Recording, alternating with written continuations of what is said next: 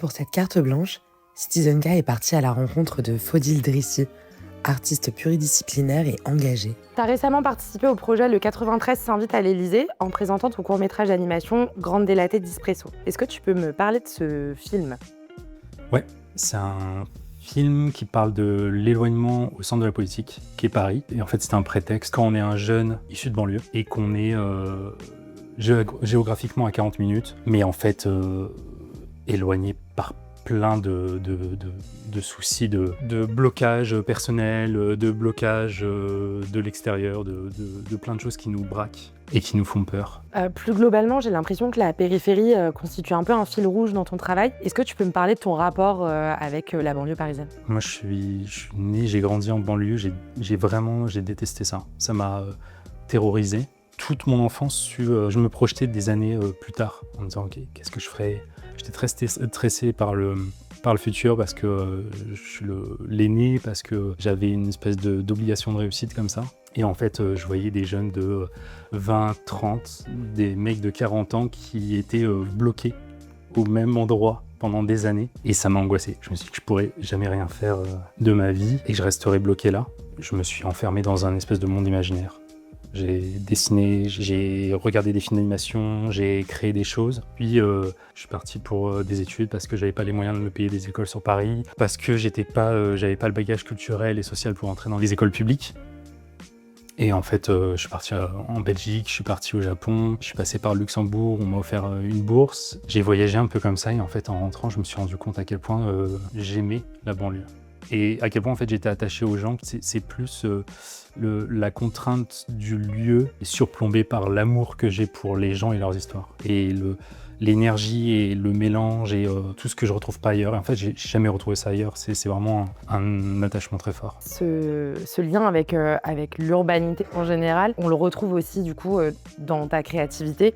Et je pense par exemple à ton utilisation du béton dans l'œuvre 2-7-0 ou L'attente du déluge par V. Est-ce que tu peux me parler de la matérialité de la banlieue ? Je me suis rendu compte petit à petit de l'aliénation qu'il y avait à vivre dans le béton, entouré de béton. Quand on y est, on ne se rend pas compte à quel point ça peut être oppressant et à quel point ça peut défaire des parts d'humanité en nous et venir fragmenter l'âme. Quand on a vécu autre chose, quand on a pu bouger, quand on a pu voir d'autres lieux d'habitation, d'autres moyens d'habiter le monde, on remet les pieds là-dedans et on se dit qu'il faut trouver un moyen, puisque je peux pas, en fait, je suis pas architecte, je peux pas reconstruire des bâtiments, je peux pas reconstruire des HLM. Il faut les accepter et je crois qu'il y a une part de quelque chose de beau dans tout.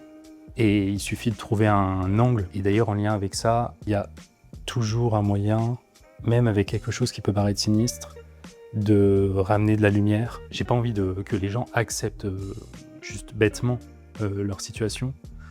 Mais si on n'arrive pas à voir le beau dans ce qui nous entoure, on n'arrive pas à dépasser ça. Et donc voilà pourquoi le béton, voilà pourquoi je le ramène dans mon travail. Ce qui est intéressant, c'est que pour aussi évoquer cet environnement, j'ai vu que tu présentais des paysages luxuriants, verdoyants. Donc est-ce que tu peux me parler de cette dualité-là aussi ?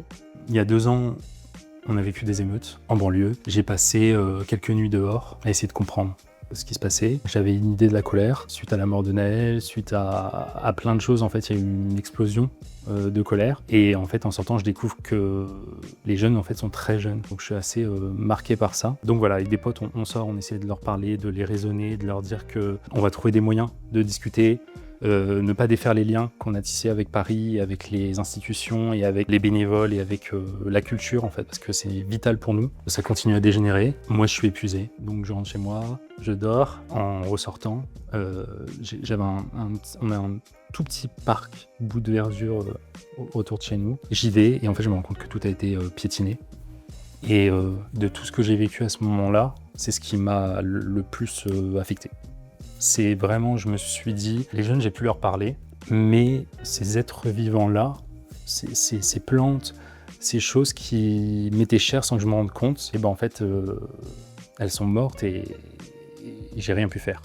Donc il faut que je trouve un moyen de réintégrer la nature dans les questions que j'aborde, dans ces œuvres faites de béton, et que je leur redonne...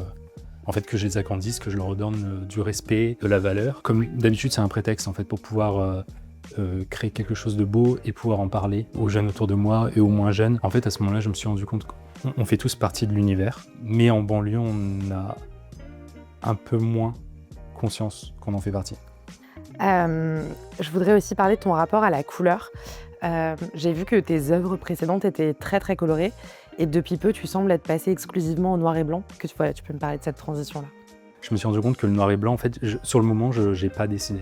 C'était instinctif, mais c'était une façon de me défaire de questions qui me paraissaient plus superficielles, de me détacher de l'histoire de l'art, de me détacher de tout mon parcours au départ de peinture, de me détacher des questions de teinte, de cohérence, de couleur, de tout ça en fait. Je voulais parler politique, je voulais avoir de l'impact et être direct. Et le noir et blanc, ça me permet de parler de binarité, aussi de parfois esquisser des zones d'ombre en fait. Ça me permet de placer des zones de gris et ça me permet de parler donc de tous ces rapports entre la lumière, l'ombre, où on se place et très rapidement avoir un impact sur la rétine. Je sens que je suis vraiment sur la fin de ça parce que j'ai résolu plein de questions. En fait, c'était les questions que je pose aux gens, ça me permet moi aussi de récupérer des solutions et des réponses. Je me suis apaisé.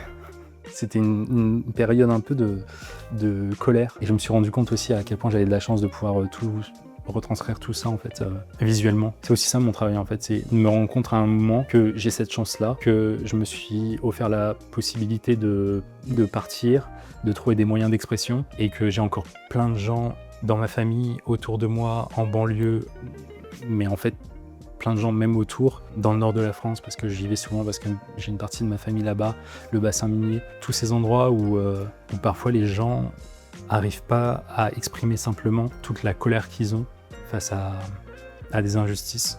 Et oui, j'ai réglé beaucoup de questions et j'ai envie de couleurs. J'ai revu des albums photos de tapis faisait ma grand-mère en Kabylie et c'est très coloré et ça m'a touché. Et je me suis rendu compte qu'elle faisait ça à des moments très sombres de l'histoire de l'Algérie et je me suis dit, en fait, peut-être qu'il faut de la couleur pour s'en sortir.